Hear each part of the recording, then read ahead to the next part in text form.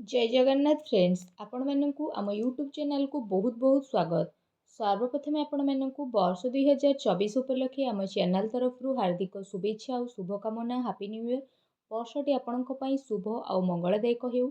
आपणक चलापथरे कुसुम प्रफुटित हेउ यह प्रभु जगतरनाथ जगन्नाथଙ୍କ पाखरे आमर कामना।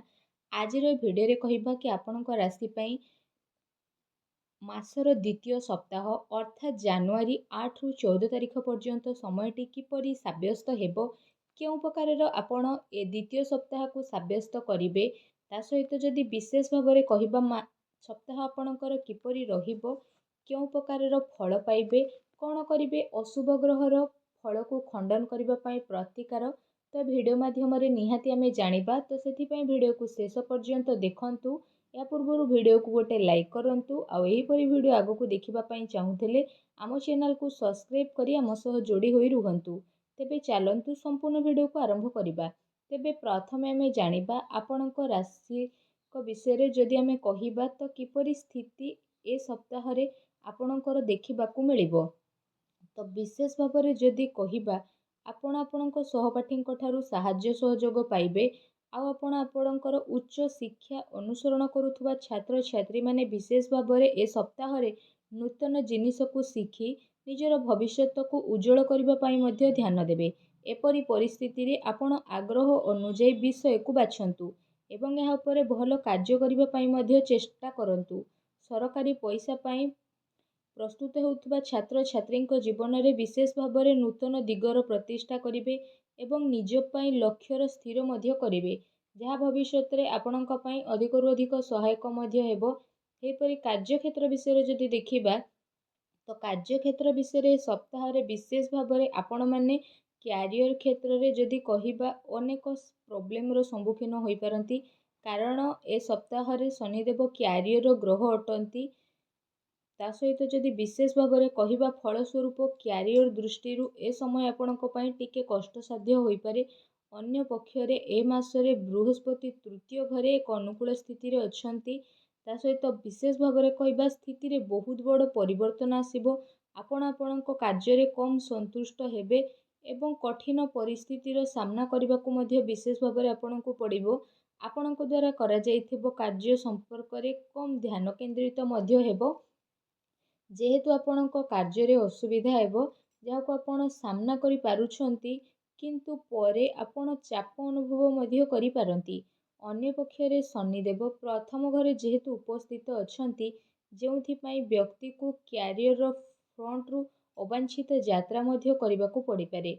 ए सप्ताह रे आपणक परिश्रम सतेज आउ प्रशंसा पाइबा कष्टकर मध्य हेबो, जोथिपाई आपण कार्य रे संतुष्टतार अभाव को मध्य विशेष रूप से अनुभव करिवे। व्यवसाय रे कौनसी लाभ बा क्षतिर स्थिति देखिबाकू मिलिबो। पार्टनरशिप रे व्यवसाय करिबा विशेष भाव में जदि कहिबा आपणक पई कष्टसाध्य हेबो, कारण भागीदारी हेतु विवाद आउ क्षतिर संभावना रहिछि। सेथिपाई पार्टनरशिप व्यवसाय करुथुवा व्यक्ति माने ए मासरे विशेष सावधान रुहंतु। आर्थिक जीवन दृष्टि आपणक पई जदि कहिबा ए मासटी टिके कष्टकर होई पारे, कारण ए सप्ताह रे विशेष रूप से जदि कहिबा ग्रहंकर अनुकूल स्थिति जोगु विशेष भाव में बहुत बड़ परिवर्तन हेबो, जार फलस्वरूप आपण टंका रोजगार रे अनेक समस्यार सम्मुखीन मध्य होई पारंती। टंका संचय करिबा एवं खर्च करिबा पूर्वरु गोटे धारणा देबा पई आपणको बहुत अधिक आवश्यकता रहिछि, कारण जदि कहिबा विशेष भाव में क्षति हेबार अधिकरु अधिक संभावना रहिछि। असुविधा को आपण एड़ैबा पई आउ टंका संचय आउ परिचालना आउ से अनुଯାयी खर्च करिबा पई गोटे योजना आपणको प्रस्तुत करिबाकू पड़िबो, नचेत आपणको बहुत बड़ क्षति मध्य सहिबा पई पड़िबो। एथिपाई विशेष रूप से सावधान रुहंतु। व्यवसाय क्षेत्र रे थिबा व्यक्ति माने विशेष भाव में लाभ पाइबा पई संघर्ष करिवे। ता सहित कठिन प्रतियोगितार मध्य आपण सम्मुखीन होई पारंती।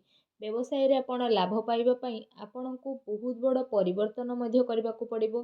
सेहीपरि विशेष भाव में ए सप्ताह प्रेम दाम्पत्य जीवन दृष्टि आपणक पई विशेष भाव में एते सपक्ष रे रहिबोनी, कारण विशेष भाव में ग्रहंकर लक्ष्य स्थिति रे कहिबा जुगु संपर्क रे विशृंखला हेबो। ता सहित जो माने विवाहित नुहंती ନୂଆ ସାଥୀ ଖୋଜୁଛନ୍ତି ତ ବିଶେଷ ଭାବରେ ସେମାନଙ୍କୁ ବିବାହରେ ବିଳମ୍ବର ସମ୍ମୁଖୀନ ହେବାକୁ ପଡ଼ିପାରେ। ଯେଉଁମାନେ ପୂର୍ବରୁ ବିବାହିତା ତ ସେମାନଙ୍କର ବିବାହ ଜୀବନରେ ଅନେକ ସମସ୍ୟାର ସମ୍ମୁଖୀନ ହେବାକୁ ପଡ଼ିବ। କାରଣ ଯଦି କହିବା ଏ ସମୟରେ ବୃହସ୍ପତି ଉପସ୍ଥିତ ରହି ରାହୁଙ୍କ ସହିତ ତୃତୀୟ ଘରେ ଥିଲେ ତ ସମନ୍ୱୟର ଅଭାବ ମଧ୍ୟ ହୋଇପାରେ। ତା ସହିତ ଆକର୍ଷଣ ମଧ୍ୟ ଆପଣଙ୍କର ବିଶେଷ ରୂପରେ ଲୋପ ପାଇବ। ଶୁକ୍ର ଯେହେତୁ ସପ୍ତମ ଘରେ ବସିଛନ୍ତି ତ ଫଳସ୍ୱରୂପ ଆପଣ ବିରକ୍ତ ଭାବ ବିଶେଷ ଭାବରେ ଅନୁଭବ କରିବେ ଏବଂ ଆପଣ ନିଜ ସାଥୀଙ୍କ ସହିତ ଗୋଟେ ସୁସ୍ଥ ସମ୍ପର୍କକୁ ବଜାଇ ରଖିବାରେ ବିଫଳ ମଧ୍ୟ ହେବେ। ଏବଂ ଏ ସମୟରେ ବିବାହ କରିବାକୁ ଚିନ୍ତା କରୁଥିବା ବ୍ୟକ୍ତି ବିଶେଷଙ୍କ ପାଇଁ ଉପଯୁକ୍ତ ମଧ୍ୟ ନୁହଁ। କାରଣ ଯଦି କହିବା ଏ ମାସରେ ବିବାହ ପ୍ରସଙ୍ଗରେ ପ୍ରତିଯୋଗୀ ଫଳାଫଳ ପାଇବାର ସମ୍ଭାବନା ଥାଇପାରେ, ଅର୍ଥାତ୍ ଏ ସମୟ ଆପଣଙ୍କ ପାଇଁ ଅନୁକୂଳ ନାହିଁ। ଏପରି ପରିସ୍ଥିତିରେ ଏ ଧାରଣକୁ ଆପଣଙ୍କ ପାଇଁ ଭଲ ରହିବ।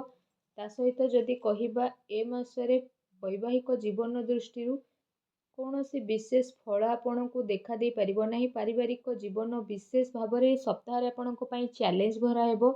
ଶନି ନିଜର ସ୍ଥିତିରେ ପରିବର୍ତ୍ତନ ହେବେ। ପରିବାର ସଦସ୍ୟଙ୍କର ଆକର୍ଷଣର ଅଭାବ ମଧ୍ୟ ହେବ। ତା ସହିତ ବୃହସ୍ପତିଙ୍କର ତୃତୀୟ ଘରେ ଉପସ୍ଥିତି ଥିବାରୁ ପରିବାର ସଦସ୍ୟଙ୍କ ମଧ୍ୟରେ ଭୁଲ ବୁଝାମଣା ହେତୁ ବିଶେଷ ଭାବରେ ସମନ୍ୱୟର ଅଭାବ ହେବ। ପରିବାରରେ ବିଶେଷ ଭାବରେ ଅହଙ୍କାର ଭାବ ମଧ୍ୟ ସୃଷ୍ଟି ହେବ ଏବଂ ପରିବାରରେ ପରିବେଶକୁ ଖୁସି ରଖିବା ପାଇଁ ବ୍ୟକ୍ତି ସଠିକ୍ ସମନ୍ୱୟ ରଖିବାର ଅତ୍ୟନ୍ତ ଆବଶ୍ୟକତା ରହିଛି। ବିଶେଷ ଭାବରେ ଏ ସମୟରେ ଅବାଞ୍ଛିତ ବିଷୟ ଉପରେ ଆଲୋଚନା କରିପାରେ, ଯାହା ପରିବାର ସଦସ୍ୟଙ୍କ ମଧ୍ୟରେ ବିବାଦ ମଧ୍ୟ ସୃଷ୍ଟି କରିବ। ସେଥିପାଇଁ ଆପଣ ବିଶେଷ ସାବଧାନ ରୁହନ୍ତୁ। ସେହିପରି ସ୍ୱାସ୍ଥ୍ୟ ଦୃଷ୍ଟିରୁ ଯଦି କହିବା ଏ ସମୟ ଆପଣଙ୍କ ପାଇଁ ହାରାହାରି ହୋଇପାରେ। ମାସର ପ୍ରଥମାର୍ଦ୍ଧରେ ଶନିଦେବ ପ୍ରଥମ ଘରେ ଅବସ୍ଥାପିତ ହୋଇଛନ୍ତି। ଫଳସ୍ୱରୂପ ଆପଣଙ୍କୁ ଚାପ, ଅସ୍ଥିରତା, ଚିନ୍ତା ଏବଂ ନିଦ୍ରାହୀନତା ଏବଂ ପିଠି ଯନ୍ତ୍ରଣା ଭଳି ବହୁତ ସମସ୍ୟାର ସମ୍ମୁଖୀନ ହେବାକୁ ପଡ଼ିବ। ତ ସେଥିପାଇଁ ଆପଣଙ୍କୁ ଧ୍ୟାନ ଆଉ ଯୋଗ କରିବା ପାଇଁ ବିଶେଷ ରୂପରେ ପରାମର୍ଶ ଦିଆଯାଉଛି। ଧ୍ୟାନ ଆଉ ଯୋଗ କରନ୍ତୁ, ଏହା ଆପଣଙ୍କୁ ଫିଟ୍ ଅନୁଭବ କରିବ।